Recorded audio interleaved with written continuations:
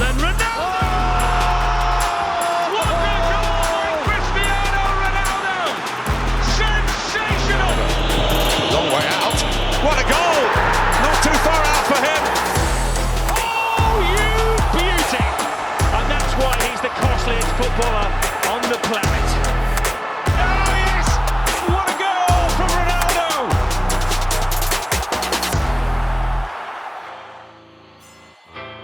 You don't even have to say his actual name. Just CR7 is enough to start the conversation. Arguably the most recognizable athlete in the world, with 50 million more followers on Instagram than Kim Kardashian. Cristiano Ronaldo is a global superstar and among the greatest soccer players to ever lace up a pair of boots. The goals, records, and trophies speak for themselves.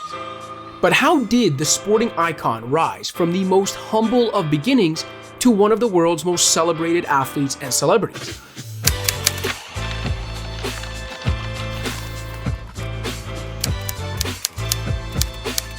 This is the story behind Cristiano Ronaldo.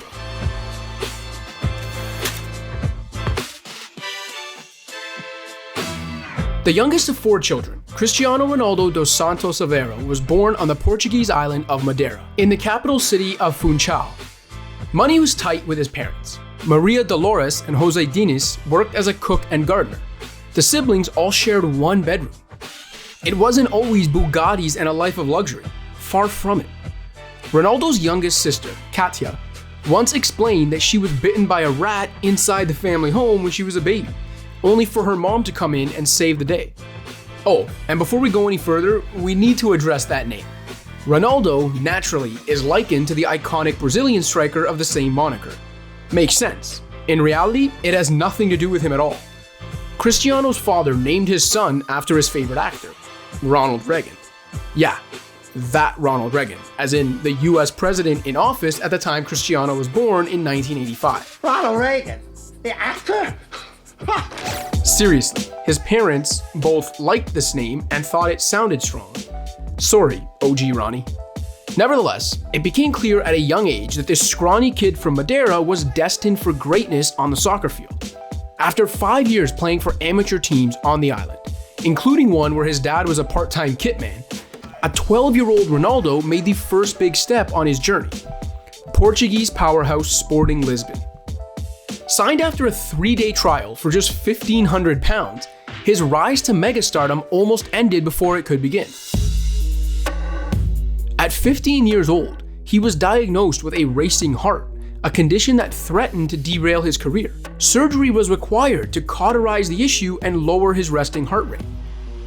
He was operated on in the morning and came out at the end of the afternoon, his mom explained in 2009. He was back in training a few days later. Of course he was. For a player who has become a true physical marvel, you'd expect nothing less. With his health scare in the rearview mirror, Ronaldo's star was free to rise. His incredible dribbling ability quickly caught the eye of senior sporting coach Laszlo Balloni, who promoted him from the youth team at the age of 16. The Romanian manager had a knack for spotting young talent at the capital-based club, but Ronaldo stood out as his greatest discovery. He didn't waste any time making a mark. A 17-year-old Ronaldo scored twice in his first team debut, and almost instantly, the world's biggest teams were knocking on the door. By the time he was 18, everybody showed up in Lisbon with contract offers at the ready. With Cristiano, in 2003, he was at that time with 1 year left in his contract with Sporting. I was with Juventus, Inter Milan, Real Madrid, Barcelona, Valencia. Everybody wanted Cristiano, everybody. But they wanted to keep him, everybody, to keep him in Sporting 1 more here, and next season he will come with us. And everybody were preparing contracts, and there was a club, they gave me 8 million. Any other agent, you could, okay, this is something that I'm gonna drive the process. I called Cristiano, come here. The most important for you, it's your career. It's not money at the moment. And thanks God, Sir Alex Ferguson came and he told me, George, leave it with me. You will come now with me, and at least you will play 50% of the games, I promise you. And was the key. He started in Manchester with 18 years old. Legendary manager Sir Alex Ferguson wasn't going to let the Portuguese phenom slip through his grasp. Ronaldo starred in a friendly against Manchester United in August of 2003, tearing experienced defender John O'Shea to shreds all game long. Fergie knew right away. 5 days later, Ronaldo was a Red Devil, scooped up for just over £12 million. A pittance in today's market, sure, but at the time, he was the most expensive teenager ever signed by an English team. The rest, as they say, is history. Here he comes. Oh my word! Can you believe the genius of this man? What a hit! David James stood like a statue, and already United are 2-up, both from Cristiano Ronaldo. Combining blistering speed, lightning-quick footwork, and a rocket of a shot, Ronaldo flourished at Old Trafford. He spent 6 years at the club, winning 9 trophies, including the Champions League, and getting his hands on the Ballon d'Or for the first time in 2008. Not too shabby. £12 million definitely doesn't get you what it used to. Naturally, there were some growing pains along the way. His petulance was seized upon by savvy opponents who could rile him up. Too often, he'd try to score the perfect goal, or dance on the ball for too long when a simple pass was the obvious better option. He was regularly accused of diving and embellishment. Ronaldo with a theatrical tumble. Okay, so maybe that last one hasn't changed all that much over the years. But incessant work in the gym and on the practice field, a hallmark of his career, helped sort those other issues out. In his mind, he could always get better by training. And boy, did he ever. Too far for Ronaldo to think about it. Oh! Absolutely sensational! By the time he arrived at Real Madrid for a then world record fee of £80 million in 2009, he was as close to a literal machine as the sport had ever seen. Real Madrid's habit of making glamorous signings in the transfer market is no secret. That summer alone, they also snapped up Xabi Alonso, Karim Benzema, and Brazilian superstar Kaká, who had beaten Ronaldo for the Ballon d'Or just 2 years prior. All stars in their own right, but this was different. It was around this time Ronaldo was said to have sexually assaulted Catherine Mayorga in Las Vegas. In 2010, he paid $375,000 in a settlement and confidentiality agreement with Mayorga. Ronaldo wasn't prosecuted, but the case did reopen a second time. In a lawsuit, Mayorga later sought to void the agreement with Ronaldo, saying Ronaldo or his associates violated the confidential settlement. Ronaldo has said on Twitter, I firmly deny the accusations being issued against me. Rape is an abominable crime that goes against everything that I am and believe in. Keen as I may be to clear my name, I refuse to feed the media spectacle created by people seeking to promote themselves at my expense. In February 2020, a US magistrate judge ruled against Mayorga in deciding the settlement should remain under seal, decided out of court. A woman accuses you of rape and it becomes Ronaldo, rape and so on.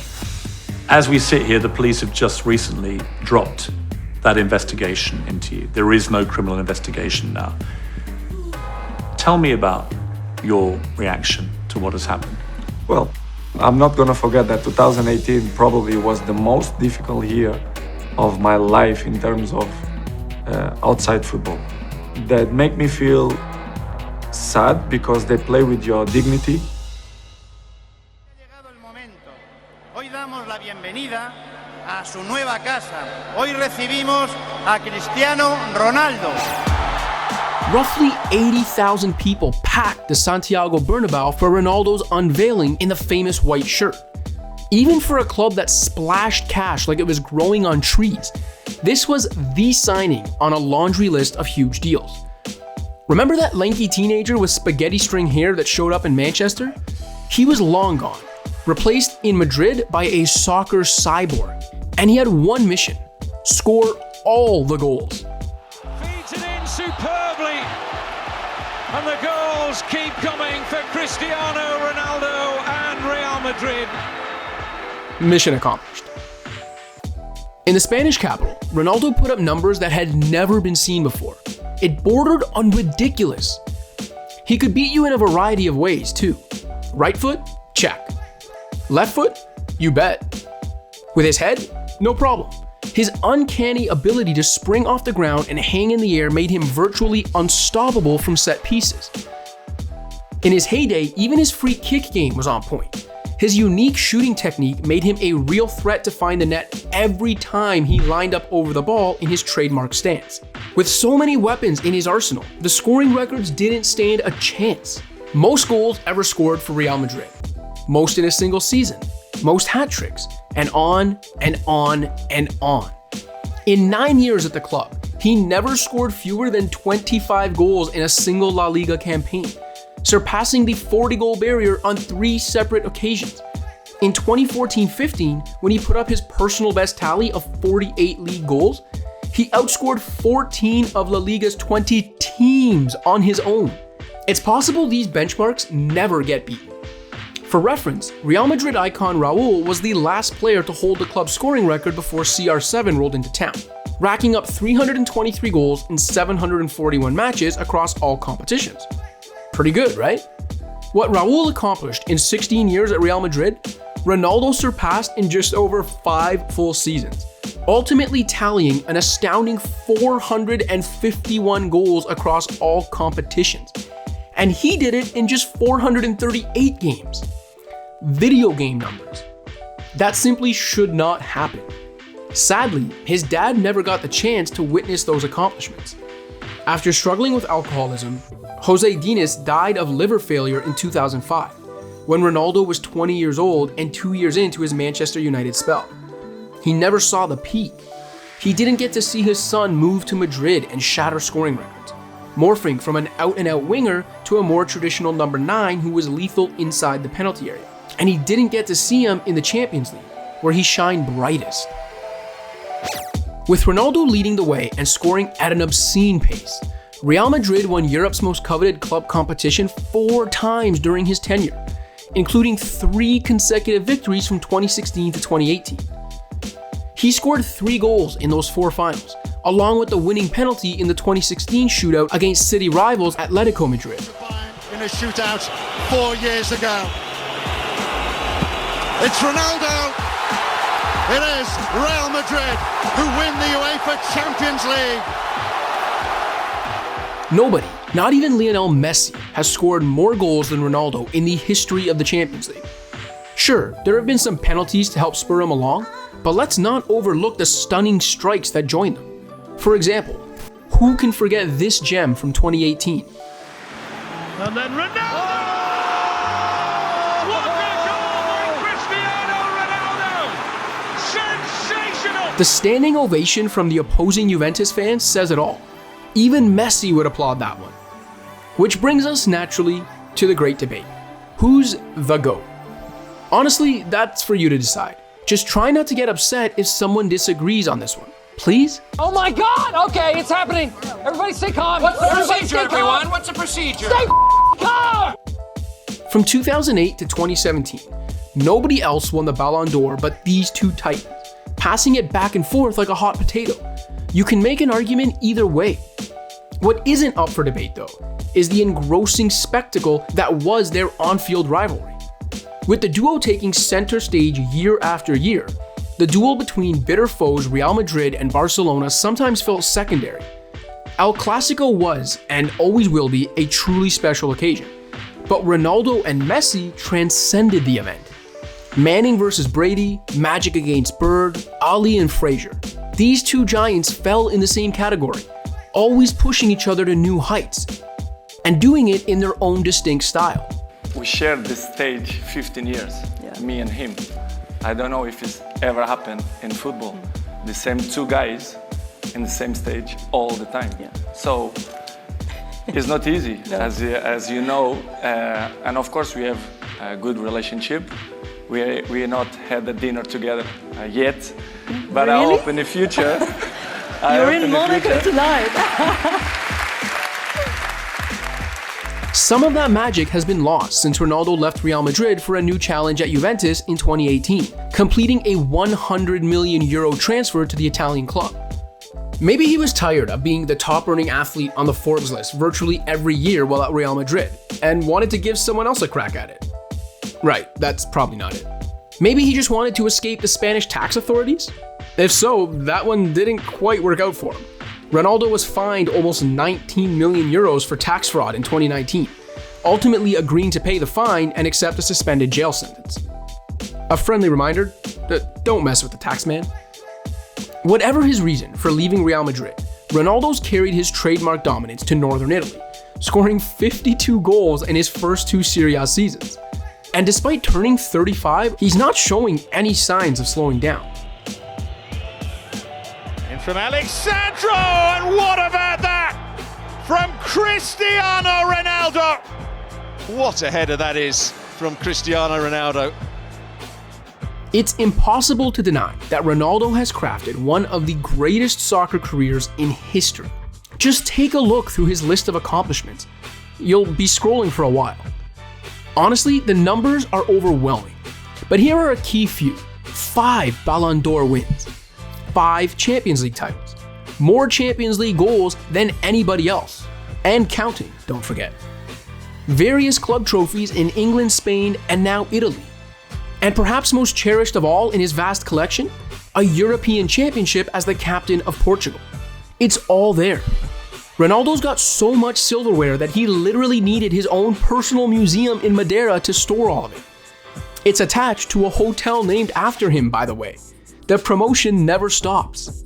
But more than the all-conquering personal brand, the Instagram followers, and all that hardware we just mentioned, he's become a symbol of what can be accomplished through dedication to your craft.